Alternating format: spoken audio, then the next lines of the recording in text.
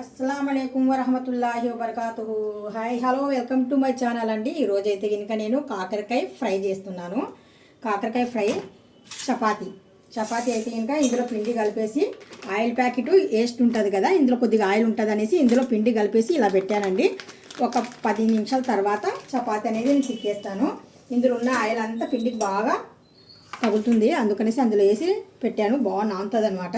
ఇప్పుడు నేను కాకరకాయ ఫ్రైకి ఒక కట్టెర తీసుకున్నాను. కాకరకాయ మంచి కట్టెర అండి, ఇది భలే వస్తాయి కాకరకాయలు. ఇదిగోండి,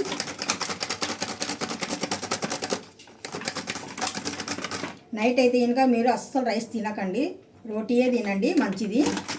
రోటీ అంటే చపాతీ కన్నా జొన్న రొట్టె, సజ్జ రొట్టె అలాంటివి తినండి, చాలా మంచిది. ఇక్కడ మేము సిటీలో ఉన్నాం కాబట్టి కొద్దిగా మాకు జొన్నలు దొరకడం కూడా కష్టమే. మిల్లులో ఆడాలన్నా కానీ సరే మెత్తగా పిండి ఆడారు ఇక్కడ, అంత మెత్తగా ఉండదు మా రాయలసీమలో ఉన్నట్టుగా.